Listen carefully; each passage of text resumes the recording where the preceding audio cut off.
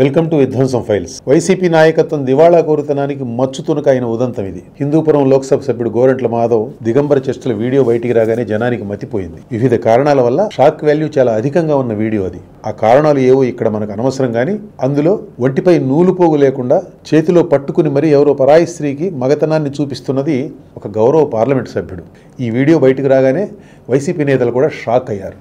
నిజమని తేలితే ఎంపీపై చాలా కఠినమైన చర్య తీసుకుంటామన్న సలహాదారు సజ్జల రామకృష్ణారెడ్డి ప్రథమ స్పందనే దానికి రుజువు.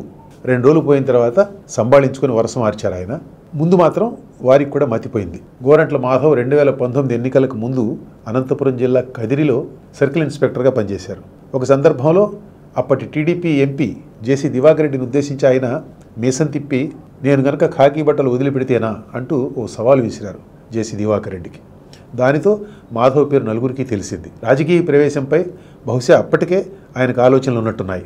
అనంతపురం జిల్లాలో జేసీ దివాకర్ రెడ్డి అంతటి నాయకుడిని పట్టుకొని నీ సంగతి తేలుస్తా అంటూ మీసం తిప్పిన సిఐలో అప్పుడే జగన్కు మగాడు కనపడినట్టుంది. మరి లేకపోతే ఒక పోలీస్ ఇన్స్పెక్టర్ను పార్టీలో చేర్చుకొని హిందూపురం ఎంపీ టికెట్ ఇస్తారా? పోలీస్ అధికారిగా ఉండగానే మాధవ్పై చాలా ఆరోపణలు వచ్చాయి. ఆయనపై ఒక రేప్ కేసు పెండింగ్లో ఉంది. ఎంపీగా గెలిచిన తర్వాత కూడా మాధవ్పై ఆరోపణలు వచ్చాయి.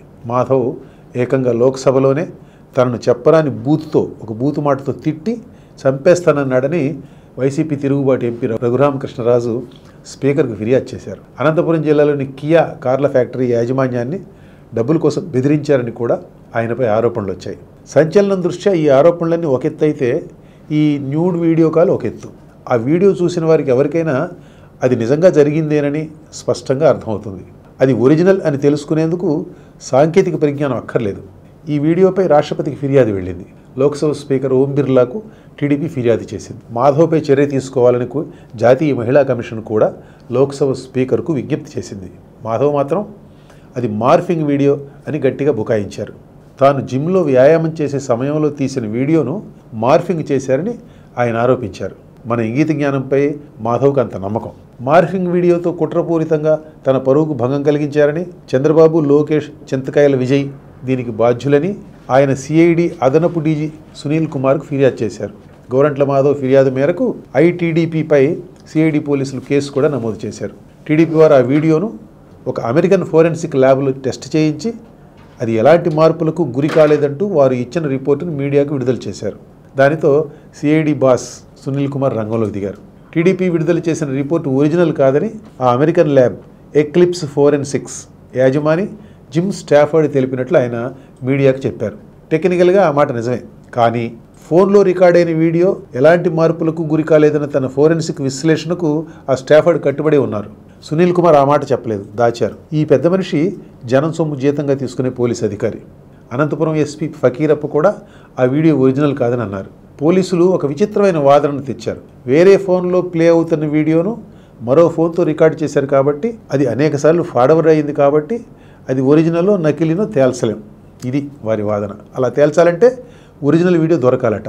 ఇది ఎంత హాస్యాస్పదమైన వాదనో వేరే వివరించనక్కర్లేదు. ఈ విధంగా వైసీపీనే కాకుండా ఆ పార్టీ నడిపే ప్రభుత్వంలోని పోలీసు విభాగం కూడా మాధవ్కు అండగా నిలబడింది. రాష్ట్రపతి కార్యాలయానికి అందిన ఫిర్యాదుపై అక్కడ నుంచి తగిన చర్య తీసుకున్నట్టు ఏపీ ప్రభుత్వ ప్రధాన కార్యదర్శికి ఒక లేఖ వచ్చింది. ప్రధాన కార్యదర్శి ఏం చేయగలరు? ఆ మాటకు వస్తే ఎవరైనా ఏం చర్య తీసుకోగలరు? గోరంట్ల మాధవ్ చేసిన పనిలో నైతికతను పక్కన పెడితే కాసేపు అది 4 గోడల మధ్య జరిగిన ప్రైవేట్ వ్యవహారం. వీడియో కాల్ను మాధవ్ అని లేక అవతల పక్కున్న మహిళ కానీ రికార్డు చేసి ఉండాలి. ఆమె ఏదన్నా ఫిర్యాదు చేస్తే మాధవ్ బోనెక్కుతారు. కానీ ఆ వైపు నుంచి ఎలాంటి ఆరోపణలు లేవు. లేనప్పుడు అందులో నేరం కూడా ఏమీ లేదు. ఇక చర్య తీసుకోవడం అన్న ప్రశ్న ఎక్కడిది? పరాయి స్త్రీతో అలా ప్రవర్తించవచ్చునా అన్నది మాధవ్ సంస్కారానికి సంబంధించిన విషయం. ఆ విషయంలో ఎవరైనా ఏం చేయగలరు? ఇది నా ప్రైవేటు జీవితంలో వ్యవహారం. 4 గోడల మధ్య నేను చేసే పనులకు నేనెవరికీ జవాబుదారీ కాదు. వీడియో బయటకు వచ్చిన దానికి కూడా నా బాధ్యత లేదు అని మాధవ్ చెబితే నైతికత సంగతి ఎలా ఉన్నా వాస్తవం మాట్లాడినట్టు అయ్యేది. కానీ అలా మాట్లాడడానికి మరో రకమైన నైతిక స్థైర్యం చాలా ఉండాలి. మాధవ్కు అది ఉంటే ఆ పనే చేయరు. అందుకే పిరికిగా ఫేక్ వీడియో కుట్ర ఆరోపణల వెనక దాక్కున్నారు. ఎంపీగా నువ్వు నలుగురికి ఆదర్శంగా ఉండాల్సింది ఇట్లాంటి వెధవ పనులతో కాదు, ఒళ్ళు దగ్గర పెట్టుకో, మరోసారి ఇలా వార్తల్లో ఎక్కావంటే మర్యాద దక్కదు అని వైసీపీ నాయకత్వం మాధవ్ను మందలిస్తే పద్ధతిగా ఉండేది. ఆ పని చేయటానికి ఆ పార్టీకి కూడా ఎంతో కొంత నైతిక పునాది ఉండాలి. అది అసలే లేదు కాబట్టి విమర్శకులపై ఎదురుదాడికి దిగారు. పార్టీ నుంచి మద్దతు లభించేసరికి మాధవ్ రెచ్చిపోయారు. తనపై చర్య తీసుకోవాలని డిమాండ్ చేస్తున్న టీడీపీ నేతలను ఉద్దేశించి ఒరిజినల్ చూపిస్తారంటూ భయపెట్టారు. ప్రజా జీవితంలో ఎంత గొప్ప విలువలను పోషిస్తున్నారో చూడండి.